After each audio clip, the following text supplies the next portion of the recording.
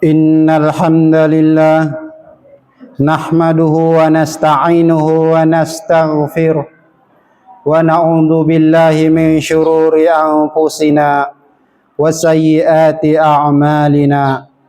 May yahdihillahu fala mudhillalah wa may yudlil fala hadiyalah. Ashhadu an la ilaha illallah wa ashhadu anna Muhammadan abduhu wa rasuluh. Allahumma salli wa sallim ala Muhammad wa ala alihi wa ashabihi wa man tabi'ahum bi ihsani ila yaumiddin.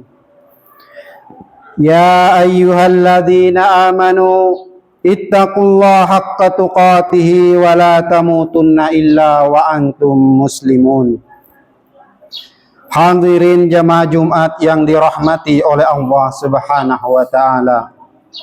Marilah kita senantiasa bersyukur atas rahmat yang telah Allah limpahkan kepada kita berupa nikmat hidup, nikmat iman dan Islam. Dengan rasa syukur itulah membuat kita untuk selalu meningkatkan sifat takwa kepada Allah Subhanahu wa taala.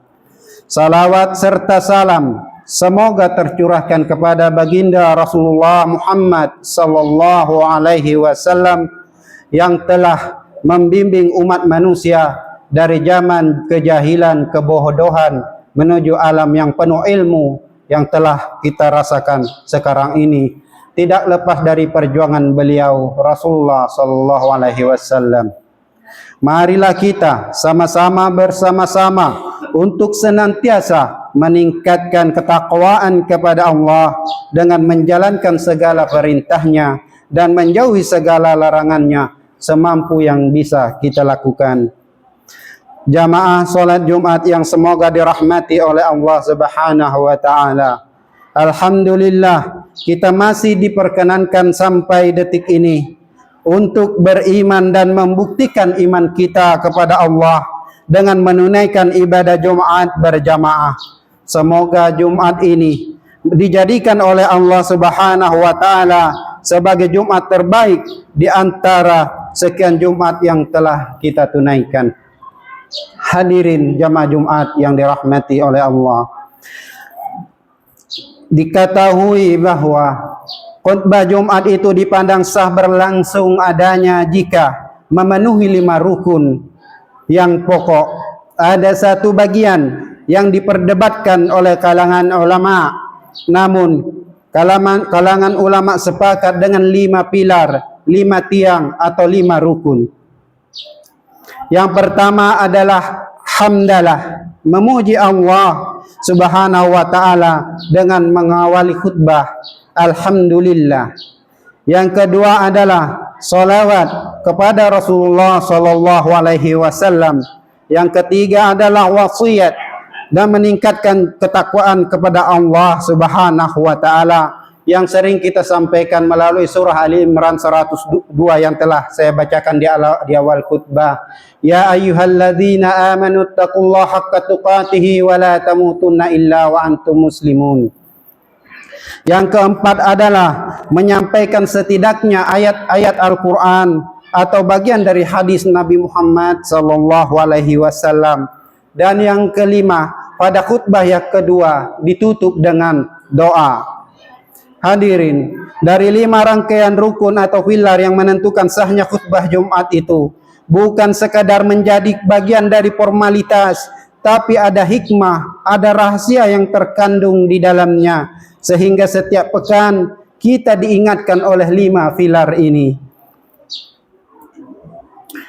Dan 5 pilar ini yang akan menentukan perjalanan kehidupan kita setiap pekan. Bagaimana pekan-pekan itu dilalui dengan nikmat, dengan bahagia, lebih dekat kepada Allah, lebih dekat dengan potensi kesuksesan yang mungkin kita raih.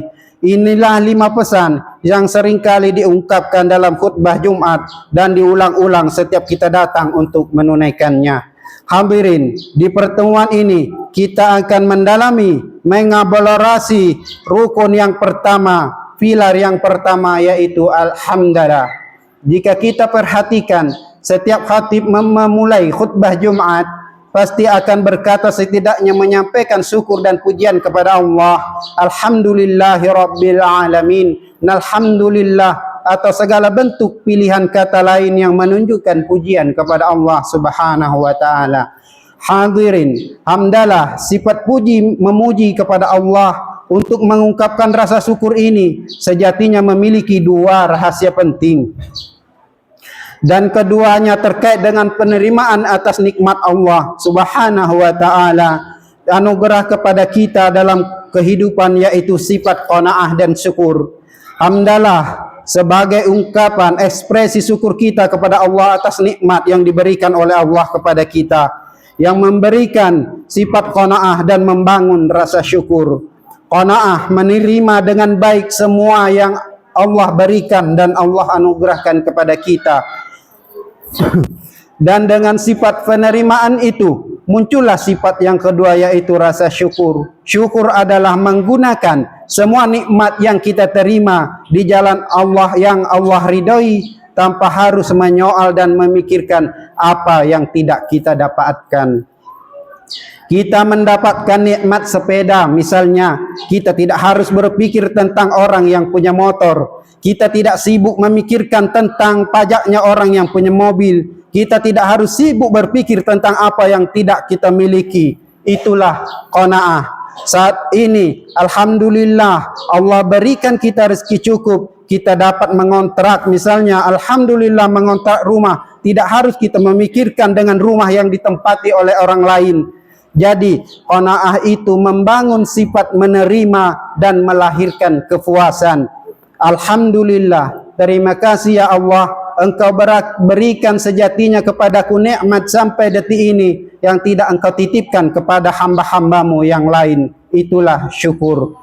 Alhamdulillah, selama sepekan cobalah hitung berapa nikmat yang Allah berikan kepada kita. Nikmat sehat, nikmat bahagia, nikmat bercengkerama kepada keluarga. Sikap inilah yang kelak akan membentengi kita dari perilaku-perilaku negatif yang mungkin muncul. Karena lawan dari qanaah itu adalah istighna, ingin merasa lebih. Ketika seorang ingin merasa lebih, maka bertambahlah beban hidupnya dan terbukalah potensi bagi dirinya untuk menyimpang dari jalan Allah. Sebagaimana Allah Subhanahu wa taala terangkan dalam Al-Qur'an surah Al-Alaq ayat 6. Kalla innal insana la yatgha. Sekali-kali tidak, sungguh manusia itu benar-benar melampaui batas. Yang ayat berikutnya, ar-ra'ahu istaghna, apabila melihat dirinya serba cukup. Dan hadis Rasulullah yang diriwayatkan dari Ibnu Abbas, dia berkata, Nabi SAW bersabda, dua kenikmatan kebanyakan manusia tertipu pada keduanya, yaitu kesehatan dan waktu. Hadis riwayat Bukhari. Manusia itu akan mulai berpotensi menyimpang jika ingin merasa lebih. Sudah diberikan oleh Allah sepeda, ingin motor, tentu beban dari kita meningkat, tentu pekerjaan kita dan pikiran kita meningkat. Padahal sepeda pun belum tentu digunakan pada hal-hal yang sesungguhnya menjadi atas kebutuhan di jalan Allah. Apakah dengan meningkatkan diri untuk meraih nikmat lebih itu dilarang? Tentu tidak. Meningkatkan kemampuan itu wajib untuk mendapatkan nikmat yang lebih. Itu bahkan wajib dilakukan. Namun demikian, sifat menerima nikmat Allah yang dianugerahkan itu wajib kita lakukan. Jadi berbeda antara istighna, ingin merasa lebih, dengan meningkatkan atau istighbar, meningkatkan kemampuan kita untuk mendapatkan yang lebih. Yang dilarang itu ialah sikap tidak menerima atas apa yang Allah titipkan, apa yang Allah anugerahkan kepada kita. Lantas dengan sikap itulah kemudian ia membuka potensi perbuatan maksiat yang menyimpang dari jalur kebenaran. Bukankah orang yang korupsi itu misalnya ingin merasa lebih? Bukankah orang yang ingin tampil gaya itu cenderung menampilkan maksiat? Ini yang diingatkan dalam setiap pekan oleh kita. Meningkatkan kemampuan diri, tetap menerima apa yang Allah anugerahkan kepada kita sebagai titipan kelak yang akan ditanya saat kita berpulang. Jadi silakan tingkatkan kemampuan diri kita, bersama dengan itu kita terima nikmat yang telah dianugerahkan kepada kita. Qanaah kita hadirkan dalam saat yang bersamaan, kita memompa kemampuan kita untuk mendapatkan yang lebih. Walaupun sudah banyak ilmu misalnya, belajar tetap, jangan disalahpahami. Sudah qanaah saja dengan kemampuan sekarang, tidak belajar lagi, tidak membaca lagi. Tingkatkan lagi etos kerja kita, dengan sendirinya nikmat akan datang dan bertambah. Sebagaimana yang sering kita dengar, bahwa Allah tidak akan merubah keadaan diri kita sebelum kita merubahnya. Allah membuat sebuah hukum, orang yang bisa meningkatkan keadaan dirinya, maka dibuka oleh Allah pintu-pintu kebaikan lebih daripada sebelumnya. Jadi hadirin, jika khatib kemudian mengingatkan kita dalam khutbah Jumat dan dibuka dengan alhamdulillahi rabbil alamin, maka segeralah sadar dalam sepekan itu berapa nikmat yang belum diiringi dengan sifat qanaah, dan berapa nikmat yang belum diiringi dengan sifat syukur. Qanaah menekan sikap-sikap iri hati, menghilangkan dendam. Qanaah menghapuskan sifat-sifat tidak terpuji, bebas dari perasaan-perasaan yang tidak baik, meningkatkan kemampuan diri kita untuk menerima nikmat Allah Subhanahu wa taala. Syukur juga bermakna menggunakan nikmat yang Allah anugerahkan kepada kita dengan ketentuan yang telah Allah tetapkan dalam penggunaannya. Kita beri contoh, Allah anugerahkan kepada kita nikmat mata yang sehat, bisa memandang. Alhamdulillah, kita terima kasih ya Allah, Engkau berikan kepadaku nikmat pandangan sampai detik ini, saat sebagian orang belum tentu mendapatinya. Lalu bagaimana kemudian kita membangun syukur, sifat syukur dari sifat qanaah yang telah kita hadirkan? Maka gunakanlah mata pada hukum yang telah Allah tetapkan pada fungsinya mata itu. Maka gunakanlah mata itu untuk memandang yang baik-baik saja. Bila yang tak baik, alihkan pandanganmu dari objek pandangan itu. Jadi itulah mensyukuri nikmat mata, menggunakan mata untuk memandang yang baik-baik menurut aturan Allah dan Rasulnya. Begitupun nikmat yang lain, baik nikmat harta maupun anak dan sebagainya. Mensyukuri nikmat lisan, menggunakan lisan pada yang baik-baik yang Allah perintahkan. Jangan gunakan untuk mencela, saling memaki, saling mengumpat, saling ghibah. Siapa yang merasa beriman kepada Allah dan hari akhir, maka gunakanlah lisannya pada yang baik-baik saja. Bila kita tak mampu mensyukuri nikmat daripada kepala sampai ujung kaki, jangan bicara dulu untuk mensyukuri nikmat yang lain-lain seperti harta, sepeda motor, nikmat pakaian dan sebagainya. Nikmat dari ujung kepala sampai ujung kaki selama sepekan ini, apakah kita sudah mensyukurinya? Jangan-jangan kita datang Jumatan tapi lisan digunakan untuk mencaci orang lain. Datang Jumatan tapi telinga digunakan untuk mendengar hal-hal yang tidak baik. Bahkan dalam saat khutbah Jumat digunakan pada hal-hal yang berbau maksiat dan belum bersyukur namanya. Karena itulah ketika khatib mengatakan alhamdulillahi rabbil alamin, maka ingatlah semua nikmat yang Allah anugerahkan kepada kita. Rasa syukur bisa hilang dari kita ketika kita selalu menginginkan lebih, menuntut di luar yang kita mampu. Terkadang kita sibuk mengejar untuk meraih dan memiliki sesuatu yang sebenarnya tidak kita butuhkan, akan tetapi hanya karena gaya dan gengsi, agar mendapat pujian dan sanjungan, sehingga timbullah rasa dan sifat kufur nikmat, tidak bahagia dengan yang sudah ada dan kita miliki saat ini. Hadirin jamaah Jumat rahimakumullah, yang dapat dibangun dari sikap syukur dalam wujud ekspresi khatib alhamdulillahi rabbil alamin. Setiap pekan kita mendapatkan pesan-pesan Rabbani, terima semua nikmat, maka terbebas kita dari perbuatan maksiat. Hilangkan sifat-sifat yang tidak baik. Saat bersamaan gunakan semuanya nikmat itu seluruh di jalan yang ditentukan oleh Allah, ditetapkan dan diridhoi oleh Allah, yang dengan itu mudah-mudahan kebahagiaan di dunia ini bisa diraih dan dihisab di akhirat kelak menjadi ringan. Sebagaimana firman Allah di surah Al-Alaq, lanjutan surah yang telah saya bacakan tadi yang ke-8, inna ila rabbika ruja'a, sesungguhnya hanya kepada Tuhanmu tempat kembalimu. Hadirin, semoga kita termasuk golongan hamba yang bersyukur. Semoga kita termasuk golongan yang sedikit.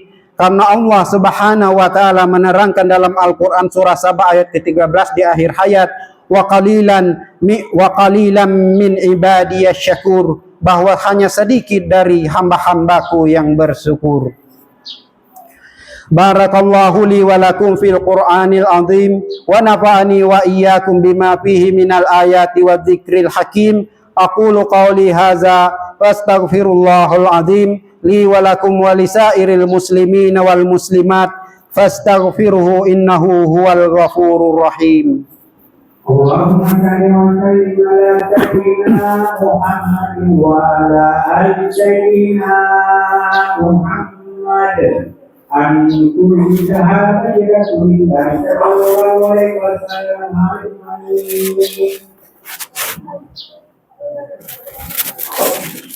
Alhamdulillah, nahmadu wa nasta'inuhu wa nastaghfir wa na'udzu billahi min syururi anfusina wa sayyiati a'malina. May yahdihillahu fala mudilla lahu wa may yudlil fala hadiyalah. Asyhadu an la ilaha illallah wahdahu la syarikalah wa asyhadu anna Muhammadan abduhu wa rasuluh. Allahumma shalli ala sayyidina Muhammad wa ala alihi sayyidina Muhammad. Inna Allaha wa malaikatahu yusalluna 'alan nabi. Ya ayyuhallazina amanu sallu 'alaihi wa sallimu taslima. Allahumma shalli ala Muhammad wa ala ali Muhammad kama shallaita ala Ibrahim wa ala ali Ibrahim innaka Hamidum Majid. Wa barik ala Muhammad wa ala ali Muhammad kama barakta ala Ibrahim wa ala ali Ibrahim innaka Hamidum Majid. Allahumma ighfir lil muslimina wal muslimat wal mu'minina wal mu'minat al ahya'i minhum wal amwat innaka sami'un qaribun mujibud da'wat wa ya qadiyal hajat. Allahumma ighfir lana dhunubana wa dhunuba walidaina warhamhuma kama rabbayana shighara. Rabbana wa la tahmil alaina isran kama hamaltahu ala alladhina min qablina. Rabbana wa la tuhammilna ma la taqata lana bih wa'fu anna waghfir lana warhamna anta maulana fansurna 'alal qaumil kafirin. Rabbana atina fid dunya hasanah wa fil akhirati hasanatan wa qina adzaban nar. Innallaha ya'muru bil 'adli wa ihsani wa ita'i dzil qurba wa yanha 'anil fahsya'i wal munkar wal baghi ya'idzukum la'allakum tadhakkarun. Aqimis shalah.